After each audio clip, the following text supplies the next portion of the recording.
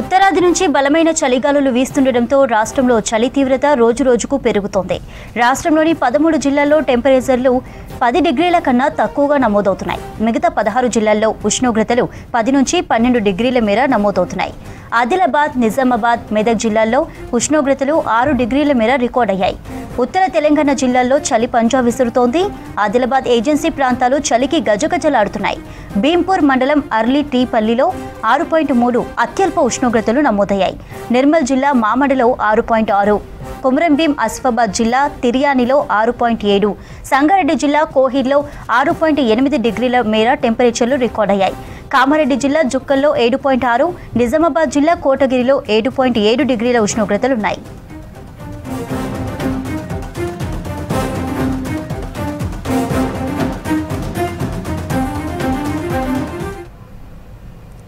గతేడాదితో పోలిస్తే ఈ సీజన్లో టెంపరేచర్లు భారీగా పడిపోయాయి. సౌత్ తెలంగాణలోని 6-7 జిల్లాలను మినహాయిస్తే మిగతా జిల్లాల్లో నిరుడు నమోదైన ఉష్ణోగ్రతలతో పోలిస్తే ప్రస్తుతం 4 నుంచి 6 డిగ్రీల మేర నమోదయ్యాయి. హైదరాబాద్ నగరంతో పోలిస్తే శివారు ప్రాంతాల్లో చలి తీవ్రత మరింత పెరిగింది.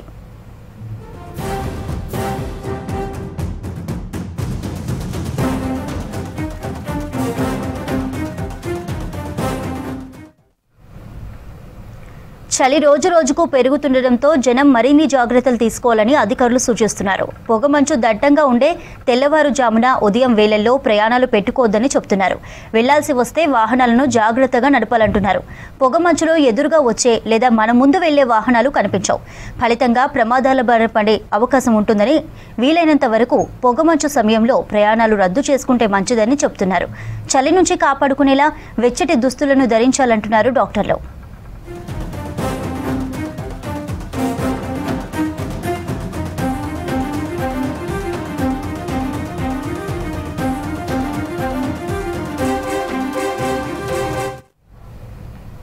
ఇక రాష్ట్రంలో చలి తీవ్రతకు సంబంధించిన మరిన్ని అప్డేట్స్ అనిల్ అందిస్తారు. Anil, over to you.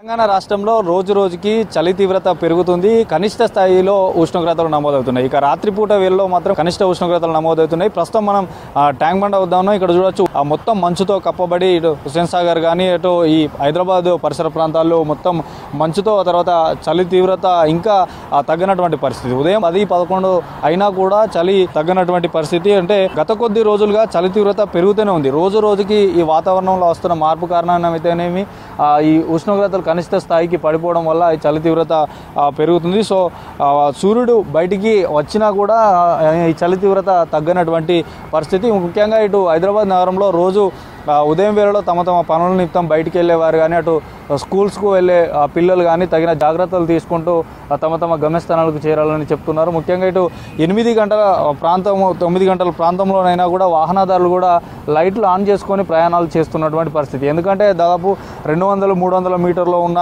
ముందున్న వ్యక్తి కానీ, వాహనం కానీ ఈ పొగ మంచుతో కనబడినటువంటి పరిస్థితి. ఇక ముఖ్యంగా హైదరాబాద్ నుండి జాతీయ రహదారులు అయితే వరంగల్గా వెళ్ళే వైపు కానీ, తర్వాత హైదరాబాద్ నుంచి వరంగల్ కానీ, ఇటు హైదరాబాద్, ముంబై, హైదరాబాద్, విజయవాడ ఇలాంటి రహదారులతో పాటు జాతీయ రహదారుల మీద కూడా కొంచెం నెమ్మదిగా ఈ వాహనాలు వెళ్తున్నటువంటి పరిస్థితి. సో దీర్ఘకాలిక అనారోగ్య సమస్యలు ఉన్నవారు కూడా ఈ చలి తీవ్రతను తట్టుకోలేటట్టు ఉన్ని దుస్తులు కానీ అటు పలు జాగ్రత్తలు తీసుకోవాలంటూ కూడా చెప్తున్నారు. ముఖ్యంగా చలి అంటే దీనికి దీర్ఘకాలిక వ్యాధులు ఉన్నవారు చలిలో బయటికి రావద్దని సూచిస్తున్నారు. సో గుండె సంబంధిత వ్యాధులతో బాధపడుతున్న వారు మాత్రం మార్నింగ్ వాక్, ఉదయం 8 తర్వాతనే మార్నింగ్ వాక్ వెళ్తే మంచిదంటున్నారు వైద్యులు. సో చలి తీవ్రత పెరగడంతో పాటు ఎక్కువగా జలుబుతో పాటు దగ్గు కూడా ఇలాంటి సమస్యలు తలెత్తే అవకాశం ఉంది కాబట్టి జాగ్రత్తలు తీసుకోవాలంటూ చెప్తున్నారు. సో ప్రజెంట్ మాత్రం ట్యాంక్ బండ్ వద్ద చూడొచ్చు, ఇక్కడ కొంతమంది ఏదైతే ఈ హుస్సేన్ సాగర్ చుట్టూ ఈ పొగమంచు కారణంగా ఇక్కడ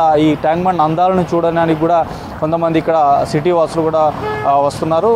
యువతి యువకులతో పాటు ఇటు మార్నింగ్ వాకింగ్ వచ్చేవారు కూడా ఇక్కడ సెల్ఫీలు దిగుతున్నటువంటి పరిస్థితి. ఎందుకంటే ఈ నీటిపైన ఈ పొగమంచు అనేది కనిపిస్తుంది కాబట్టి ఆ అందాలను ఇక్కడ సెల్ఫీలు దిగుతూ ఎంజాయ్ చేస్తున్నారు. సో ఈ చలి తీవ్రత అనేది మరి ఇంకా రానున్న రోజులు అంటే వచ్చే జనవరి మాసంలో కూడా ఇంకా చలి తీవ్రత పెరిగే అవకాశం ఉందంటూ కూడా చెప్తున్నారు. ఎందుకంటే గత 2024 జనవరిలో మాత్రం చాలా కనిష్ట స్థాయిలో ఉష్ణోగ్రతలు హైదరాబాద్ నగరంలో నమోదయ్యాయి. కాబట్టి వచ్చే జనవరి మాసంలో కూడా ఈ ఉష్ణోగ్రతలు ఇంకా కనిష్ట స్థాయిలో పడిపోయి చలి తీవ్రత అనేది పెరిగే అవకాశం ఉంటుంది. సో మొత్తానికైతే ఇటు ఉదయం పూట పనులకు వెళ్ళేవారు కానీ అటు స్కూల్స్కి వెళ్ళే పిల్లలు కానీ ద్విచక్ర వాహనాల మీద ప్రయాణాలు చేసేవారు కొంచెం చలి ఎక్కువగా ఉంటుంది కాబట్టి ఉన్ని దుస్తులు ధరించి చేతులకు గ్లౌజ్ వంటి యూజ్ చేయాలంటూ కూడా అటు వైద్యులు చెప్తున్నారు. సో అటు బంగాళాఖాతంలో ఏర్పడిన అల్పపీడనం వల్ల కూడా కొన్ని ప్రాంతాల్లో అటు ఆంధ్రప్రదేశ్తో పాటు తెలంగాణలో కూడా కొన్ని జిల్లాలకు వర్ష సూచన ఉందని కూడా చెప్తున్నారు. సో